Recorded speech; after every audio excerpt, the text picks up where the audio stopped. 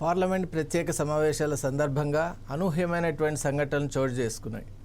మరి BJP MP Tejaswi Yadav చేసినటువంటి కొన్ని వ్యాఖ్యలు దుమారాన్ని లేపుతూ ఉన్నాయి. ఆ విషయాల్ని వివరాల్ని మనం తెలుసుకునే ప్రయత్నం చేద్దాం.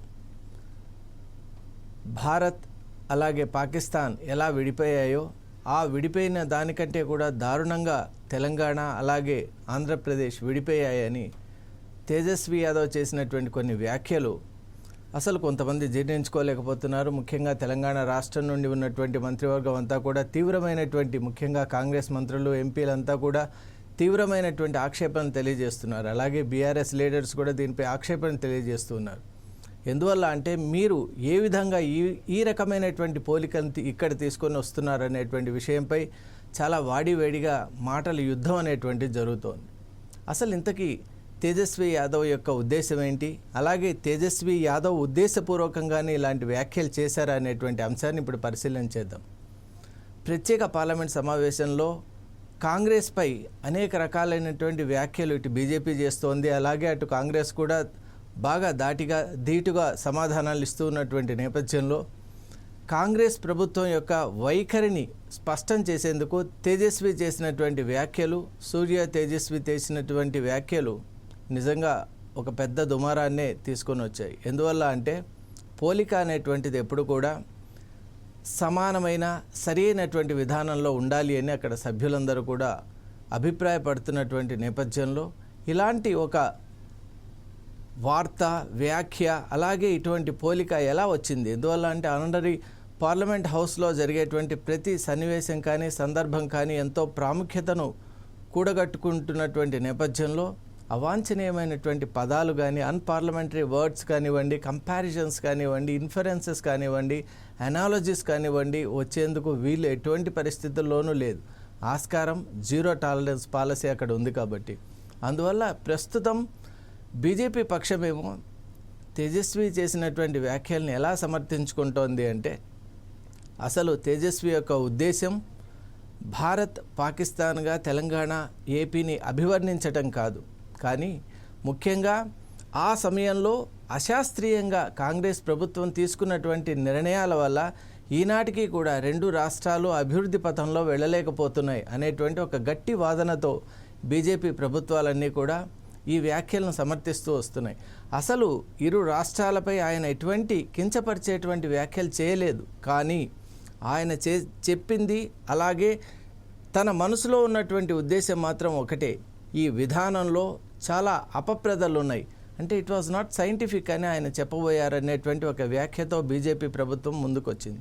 ముఖ్యంగా కిషన్ రెడ్డి గారు కానివ్వండి, అలాగే బీజేపీ తెలంగాణ స్టేట్ ప్రెసిడెంట్ అయినటువంటి రామచంద్రరావు గారు కానీ ఇటువంటి వ్యాఖ్యలనే చేస్తూ వచ్చారు. మరి అపోజిషన్ ఏమంటోందంటే అసలు మీరు పార్లమెంట్లో జరుగుతున్నటువంటి చర్చ ఏంటి, ఆ చర్చలో ఉన్నటువంటి అంశాలేంటి? ఒక పక్క మనం డీలిమిటేషన్ గురించి మాట్లాడుతూ ఉన్నాం, అది నిజంగా జాతీయ సమగ్రతకు అలాగే నార్త్ అండ్ సౌత్ డివైడ్కు సంబంధించినటువంటి లోతైన అంశాలను మనం పరిశీలన చేస్తూ ఉన్నాం.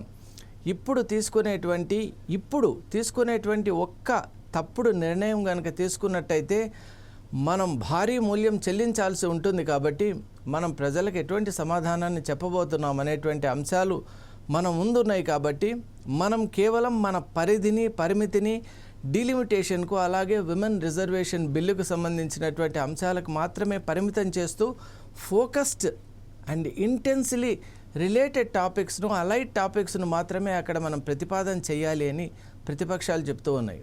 ఒక రకంగా చెప్పాలి అంటే that also sounds right and natural. ఎందువల్ల అంటే ఇప్పుడు మనం తీసుకున్నటువంటి చర్చ అనేది సామాన్యమైనటువంటిది కాదు.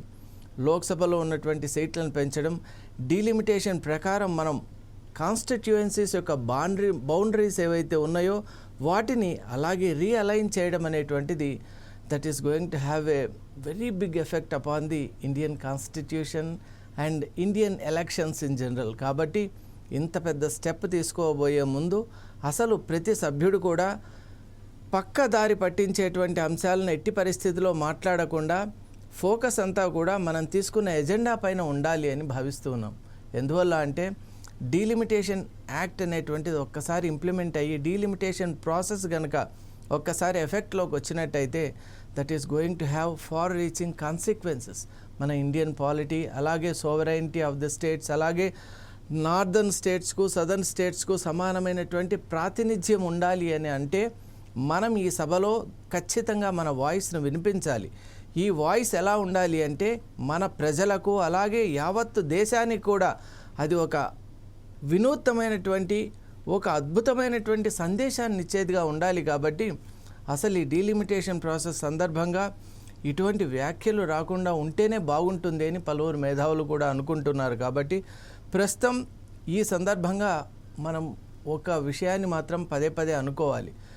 భారతదేశం అనేటువంటిది ఒక ఇవాల్వింగ్ స్టేజ్లో అలాగే స్టేట్లో ఉన్నటువంటి సందర్భంగా ప్రతి ఆనరీ మెంబర్ కూడా దేశానికి సంబంధించిన అంశాలని, అలాగే దేశానికి సంబంధించిన అనేక విలువల్ని, అలాగే దేశానికి సంబంధించిన భద్రతా అంశాలని దృష్టిలో పెట్టుకొని పార్లమెంటరీ టైం అనేటువంటిది చాలా ప్రెషియస్. కాబట్టి మాట్లాడే ప్రతి మాట కూడా ఆచితూచి మాట్లాడాలి. అలాగే with due respect to the constitution of India అనే మాట్లాడాలి అని నేను భావిస్తూ ఉన్నాను. Thank you so much.